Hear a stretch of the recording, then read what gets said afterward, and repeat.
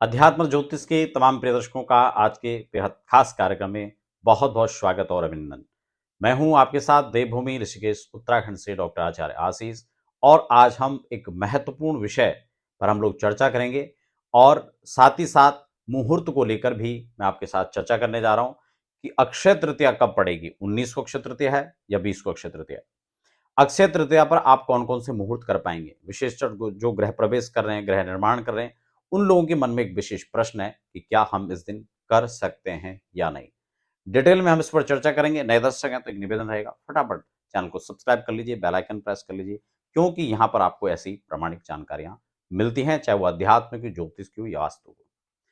हम आगे बढ़ें इससे पहले एक निवेदन भी आपसे रहेगा, एक जानकारी सूचना आप तक हम पहुंचा दें। अगर अध्यात्म और ज्योतिष के माध्यम से आप हमारे द्वारा, चाहे वो अध्यात्म की, ज्योतिष की या वास्तु की या किसी वैदिक पूजा पाठ के लिए कोई आप सर्विस चाहते हैं, घर बैठे आप ऑनलाइन ज्योतिष परामर्श चाहते हैं, तो उसके लिए आप हमारे संस्थान के जो नंबर हैं उन पर संपर्क कर सकते हैं। घर बैठे अगर आप चाहते हैं कि वैदिक विधि के द्वारा, वैदिक विधान के द्वारा आप अपना गृह प्रवेश, वास्तु शांति पूजा कराना चाहते हैं, तो उसके लिए भी आप हमें संपर्क कर सकते हैं। देश के विभिन्न राज्यों में जाकर हम स्वयं और हमारी टीम पूरा इसके लिए प्रबंध रहता है। हम उसके लिए पूजा पाठ में हर जगह आपको सुविधाएं उपलब्ध कराते हैं। अब यहाँ पर मुहूर्त अक्षय तृतीया पर पड़ रहा है या नहीं पड़ रहा है, अक्षय तृतीया कब पड़ रही है, अगर हम इसमें डिटेल में समझने का प्रयास करें तो सबसे पहले अक्षय तृतीया कब है, हमें हमें यह समझना होगा।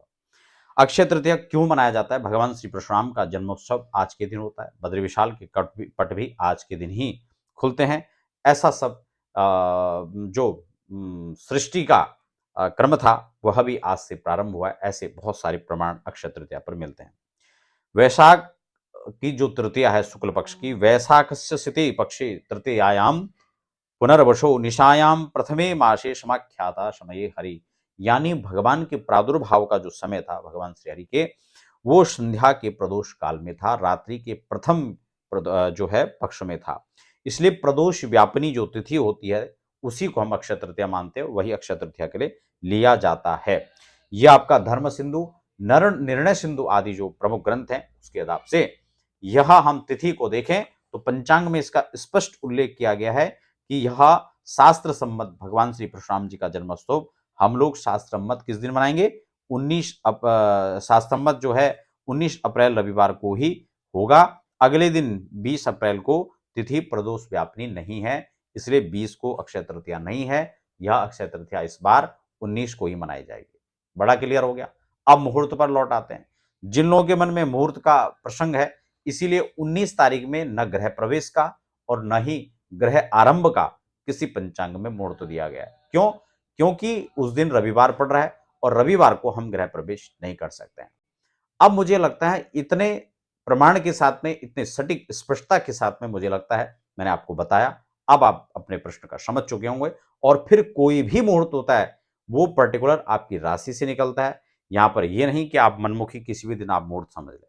मुहूर्त के लिए गोचर का जो चंद्रमा है वो राशि से अनुकूल होना चाहिए। 4, 8, 12वें स्थान पर गोचर का चंद्रमा बिल्कुल नहीं होना चाहिए। एक विशेष समय जो लगन शुद्धि होता है, उस लगन में पर्टिकुलर हर काम का एक अलग लगन होता है, उसके लिए उस लगन में काम करना चाहिए। क्योंकि सर्वे दोषा विनिश्यन्ति लग्न शुद्धिरेता भवेत्।